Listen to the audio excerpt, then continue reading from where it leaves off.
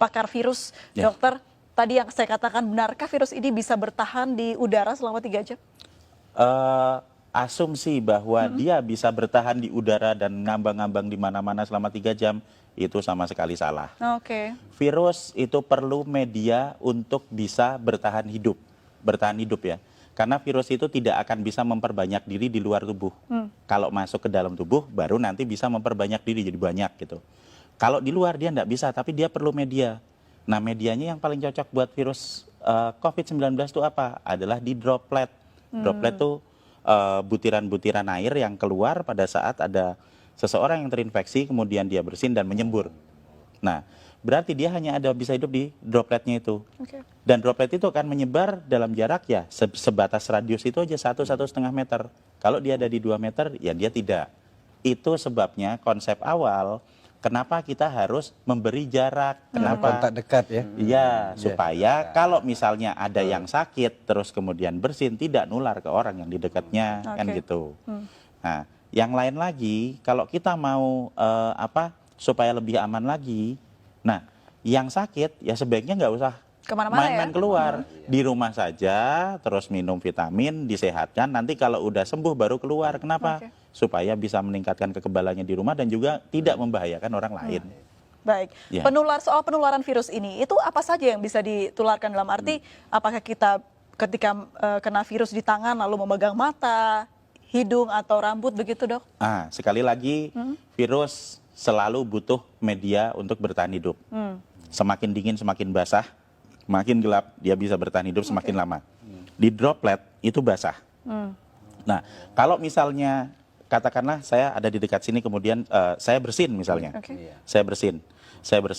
Nah, droplet yang ada di situ, kalau misalnya nanti kena di baju, nah dia akan bertahan juga di baju lama. Nempel. Iya, lah terus pas pada saat kita buka baju, terus nanti kena hidung kita, ya akan masuk ke dalam. Tapi seberapa lama dia bisa bertahan di situ tergantung kondisi lingkungan. Semakin terang, semakin kering, semakin panas, dia juga nggak akan bisa bertahan hidup lama. Jadi sebenarnya virus ini punya kelemahan banyak sekali. Jadi dia hanya bisa bertahan di droplet. Kalau misalnya ada yang bilang, misalnya kan kalau misalnya dia ditaruh di meja yang dingin gitu, bertahan 9 hari. Ada hoax seperti itu. Itu hoax ya, Dok? Menurut saya hoax. Kenapa? Nah, kalau dia hanya bisa bertahan di dalam droplet. Di dalam droplet itu kalau misalnya dia kondisinya tidak sesuai dengan dia dan terjadi penguapan, kan jadi kering, dia nggak bisa bertahan lama. Jadi droplet ini sesuatu yang cair begitu ya, Dok ya? Cair, iya. Itu loh, tetesan lendir atau cairan yang ada di situ. Dan kalau misalnya kita bersin di satu lokasi, atau di meja misalnya, kemudian kita langsung dibersihkan dengan desinfektan, dibersihkan dengan sabun, dibersihkan dengan pembersih lantai atau apa, itu dilap gitu, dalam waktu 3 menit sudah hancur. Jadi virus ini gampang hancur dengan pelarut lemak, dengan sabun, dengan deterjen dan macam-macam, termasuk kalau nempel di baju kita terus langsung masukin mesin cuci, itu virusnya hancur. Kelemahannya seperti itu. Nah, kelebihannya nyebarnya cepat. Jadi sebenarnya kita bisa tahu kelemahan dan kekuatan virusnya dengan jelas supaya kita bisa ngatasi. Kita harus tahu dulu kalau kita mau bertempur, kita kan harus tahu dulu musuhnya. Kalau kita tidak tahu musuh kita apa, yang terjadi apa? Kita cuma ketakutan aja. Wah, nanti kena, saya sekarang kena, besok mati, ya enggak lah. Kalau dari segi virusnya atau ya faktor dia bisa tumbuh begitu, apakah benda yang dia hinggapi begitu ya, Dok ya, itu mempengaruhi juga si virus ini bertahan hidup begitu, seperti di plastik berbeda dengan di kayu mungkin? Iya, semakin dingin dia bisa bertahan hidup semakin lama. Tapi permasalahannya di sini adalah bukan seberapa lama dia bisa ada di situ, seberapa ingin kita dia hidup. Seberapa kita ingin supaya virus itu tetap hidup. Kalau kita pengen virus itu cepat mati supaya nggak nular, ya kalau misalnya kita tahu mejanya kotor ya dibersihin aja, disemprot dibersihin. Ada yang bersihin misalnya ya cepat-cepat disemprot dibersihin. Semakin kita diamkan paparan virus yang ada di situ, ya dia akan bertahan semakin lama. Tapi kalau misalnya kita bisa punya kesadaran sendiri untuk mulai dengan pola hidup bersih, setiap ada sebaran di situ ya kita semprot bersih, simpel kok itu, nggak terlalu sulit, cuma diusap aja seperti itu. Nah, maka kita akan sangat membantu untuk mengurangi sebaran virus. Baik, itu juga berlaku untuk batuk begitu ya, Dok ya? Iya, betul. Dan kalau tetap mata nggak mungkin ya dok ya Enggak, misalnya. enggak, sama sekali tidak mungkin. Apalagi hanya pikiran. Iya, hanya kalau tetap pikiran. mata ntar jatuhnya ke hati ya dok ya. Namanya halu baik, itu, halu. halu. Kalau bicara soal bagaimana dampak negatif dari virus ini, apa dampak yang paling buruk bisa dihasilkan dari virus ini dok? Jadi kita akan kembali lagi ke sifat virus. Virus ini pertama, cepat menyebar. Jadi dia akan sangat mudah beradaptasi, bisa menempel di saluran pernafasan manusia. Yang kedua, fatality rate-nya tidak besar. Ini kita bisa lihat dari hasil statistik dimanapun di seluruh dunia, bahwa masih selalu akan ada 97% orang yang recovery. Jadi kalau dari 100% populasi ada 3% yang masuk ke fatality rate, dan 97% itu dia bisa Ya. pulih dan juga bisa masih tetap sehat. Ini yang terjadi di pasien nomor 1, 2, 3. Ingat toh waktu di Ya, Depok ya. itu? Jadi tanggal 29 Februari dinyatakan positif. Benar toh? Terus dirawat di rumah sakit selama 16 hari. Dan kemarin mereka semua pulang dalam kondisi sehat. Dan berubah jadi negatif. Berarti apa? Status positif terinfeksi ini bukan status yang tetap. Seperti misalnya, oh saya kena, sekarang saya positif. Sampai 1 tahun ke depan saya tetap positif. Tidak. Itu akan berubah seiring dengan peningkatan Kembalinya imun. kekebalan tubuh. Oke. Jadi kalau hari pertama saya terinfeksi, saya akan positif. Hari ke-7 saya masih tetap positif. Tapi nanti di hari ke-10, pada saat antibodi saya mulai naik di 7 hari pasca infeksi, di hari ke-10 antibodinya banyak, kita akan berubah jadi negatif. Oke. Puncak produksi antibodi ada di hari ke-14, sehingga di hari ke-14 dia akan habis semua virusnya, dinetralkan oleh antibodi. Itu yang terjadi pada pasien nomor 1, 2, 3. Jadi supaya kita bisa menginduksi pikiran-pikiran positif dan optimistik yang ada di rakyat, kita harus belajar juga melihat, kok ada pasien nomor Yang 1, sembuh 2, begitu 3 ya? sembuh, ini kan udah ada buktinya. Menariknya tadi juga sempat di program di Iya. tayangan kita begitu, pasien 03 ini ternyata tidak ada gejala yang terlalu parah begitu dok, hanya batuk sedikit saja Ya. dan treatmentnya pun hanya diberikan vitamin dan juga obat batuk oleh Betul sekali. dokter. Iya. Nah, kenapa virus ini bisa tidak semua orang terkena paru-paru dok? Nah, jadi kalau kita mau melihat keganasan virusnya, itu kita jangan melihat kita harus kembali ke struktur virusnya ya. Struktur virusnya lagi, sifat virusnya. Virus ini bentuknya tetap, dia akan menyerang ke semua manusia. Oke. Dia tidak berubah. Yang menyebabkan terjadinya perbedaan adalah di manusianya. Ada manusia yang sehat, yang memiliki saluran pernafasan yang sehat, sehingga pada saat terinfeksi, yang akan keluar adalah batuk, ya kan? Kemudian nanti bersin, pilek, kemudian dia demam sampai paling 5 hari. Dan kemudian di hari ke-7 dia akan mengalami recovery. Oke. Dan di hari ke-14 dia full sembuh, persis seperti pasien nomor 1, 2, 3. Tapi untuk orang-orang yang berada di dalam grup dengan resiko tinggi, misalnya yang udah berusia lanjut. Oke. Kalau orang usianya lanjut, kemudian dia nanti akan memiliki pengurangan dalam hal produksi antibodi karena usianya Ini udah lanjut. usia berapa tahun ke atas dok? 60 tahun? Di statistik itu dia ada di usia antara 70, 80. Itu di statistik datanya. Terus yang kedua, manusia dengan komplikasi penyakit, diabetik misalnya, atau hipertensi, atau stroke, gitu kan. Dan yang ketiga adalah manusia yang memiliki riwayat gangguan pernapasan. Oke. Misalnya TBC, misalnya bronkopneumonia, bisa jadi juga asma. Maksudnya adalah saluran pernafasannya sudah mengalami kerusakan Oke. sebelum ditempeli virus, sehingga pada saat ketempelan Lebih gampang, COVID-19 akan lebih parah. Itu yang menyebabkan terjadinya ada angka fatality rate 3%. Baik. Nah, jika kita akan fokus ke 3% ini, berarti kita akan berbicara mengenai grup dengan resiko tinggi, sehingga yang seharusnya lebih diperhatikan adalah yang di grup dengan resiko tinggi ini untuk dapat prioritas ke rumah sakit. Kenapa? Supaya rumah sakitnya nggak penuh, dokternya nggak repot, jadi nggak ada yang baru pertama kali kena sekarang baru demam sebentar terus waduh besok saya mati langsung ke dokter. Enggak seperti itu.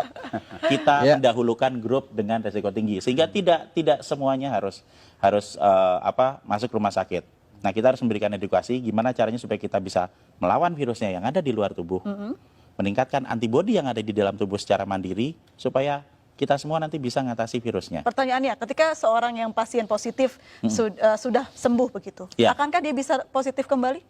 Ya, Bisa. bisa. Jadi kita berbicara mengenai masalah sebaran virus. Oke. Jadi satu hal yang harus kita pahami dulu, ini imunologi basic adalah bahwa kalau saya pernah kena virus, misalnya saya pernah kena virus COVID-19, nah tubuh saya akan punya data tentang virus ini. Sehingga pada saat nanti saya kena lagi, saya akan kebal. Pertama kali kena, antibodi saya akan keluar dalam waktu 7 hari untuk yang infeksi pertama. Tapi nanti begitu infeksi kedua saya kena lagi, itu nggak usah nunggu 7 hari karena Oke. sudah ada datanya di sel memori. Saya akan mengeluarkan dalam waktu 24 jam, sehari langsung kebal. Ini prinsip dasar kenapa kita semua harus divaksin. Oke. Jadi kita kasih virusnya dulu, dikenalin, supaya nanti kalau ada lagi, antibodi kita bisa keluar lebih cepat dan lebih banyak. Nah, jadi kalau misalnya saya sudah pernah kena, kemudian saya sembuh dalam waktu 14 hari, saya keluar ke kerumunan, dan di kerumunan ini ada orang yang sakit, kemudian saya kena lagi. Apakah saya bisa kena? Jawabannya ya, pasti iya. Kalau diambil sampel, apakah itu akan jadi positif? Ya, benar jadi positif. Tapi apakah Saya infeksi sakit. kedua itu akan membuat saya sakit? Tidak, Oh, karena saya sudah punya antibodi. Dan kalau yang pertama tadi, mungkin kita ingat hari pertama positif, nanti hari ke-7 masih positif, hari ke-10 bisa jadi negatif. Yang pertama, infeksi pertama. Kalau sudah saya kena lagi, hari pertama positif, nanti hari ketiga bisa positif, hari keempat sudah negatif. Karena antibodinya sudah keluar. Jadi orang yang kena corona ini sudah positif berarti punya antibodi yang besar ya Iya, dok ya ketika sudah betul. sembuh tapi. Betul. Dan dengan memberikan vitamin E dan vitamin C, kita Oke. bisa memproduksi antibodi 2-3 kali lipat lebih banyak daripada normal. Ini kan berarti kuncinya adalah imunitas. Lalu seperti apa kita menjaga imunitas? Vitamin yang banyak, tidur yang cukup, apalagi dok? Jadi produksi antibodi yang normal itu akan bisa dicapai jika kita dalam kondisi yang fit. Berarti apa?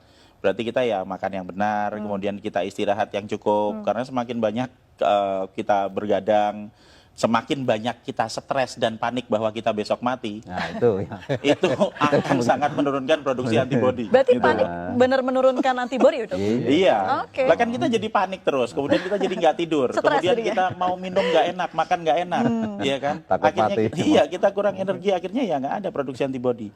Jadi sebenarnya dengan pola hidup yang sehat itu akan mampu membuat kita memproduksi antibodi secara normal. Dan pada saat ada dalam kondisi wabah, jika kita mengkonsumsi vitamin E dan vitamin C, Oke. kita akan memproduksi antibodi bisa 2-3 kali lipat dari produksi normal. Dan ini akan sangat-sangat membantu pada saat ada kondisi wabah virus. Dan yang paling utama lagi adalah, sekali lagi, panik dan stres itu tidak akan meningkatkan antibodi kita, atau menyebabkan virus yang ada di luar menjadi berkurang. Meningkatkan antibodi dengan berpikir positif, dengan memiliki ilmu pengetahuan yang cukup bahwa sebenarnya virus ini bisa kita hadapi, kemudian konsumsi vitamin dan pola hidup bersih. Oke. Membunuh virus di luar tubuh dengan pola hidup bersih, meningkatkan antibodi di dalam tubuh untuk mengatasi virusnya. Dan tanpa panik, tanpa stres. Tanpa Karena- panik, Nah, tanpa Karena vitaminnya ada panik nggak akan membawa perubahan apapun. Vitamin E-nya dari alam itu, Prof. Mungkin Apa Iya. saja, ya. Jadi kalau misalnya vitamin E atau vitamin C akan ada banyak di apotek. Mereknya apa? Ya terserah beli aja, di sana ada banyak.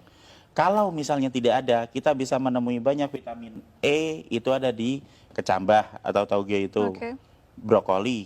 Kemudian ada di daun kelor, itu vitamin E-nya cukup banyak. Sementara vitamin C ya biasa ada di jeruk, ada di tomat, bahkan cabai itu vitamin C-nya cukup tinggi. Jadi jika kita bisa membeli yang dari apotek yang sudah diekstrak itu ya alhamdulillah. Kalau tidak bisa, apa yang ada di alam bisa kita pakai untuk meningkatkan kekebalan kita.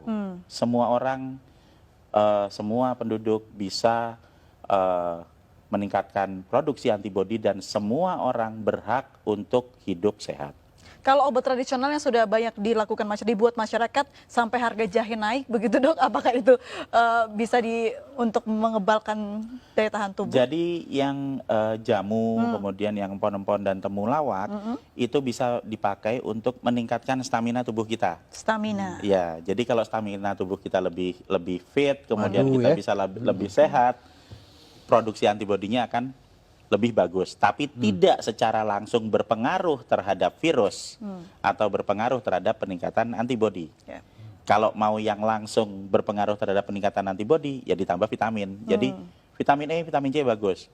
Vitamin E, vitamin C sambil minum jamu itu tambah bagus lagi. Oke. Iya. Baik, kalau dilihat dari ya mungkin ciri-ciri virusnya, bisa bertahan lama di cuaca apa ini dok? Apakah cuaca di Indonesia yang mulai memasuki musim kemarau bisa membantu gitu? Oke, hampir sebagian besar kuman itu senang dengan tempat dengan 3 syarat, gelap, basah,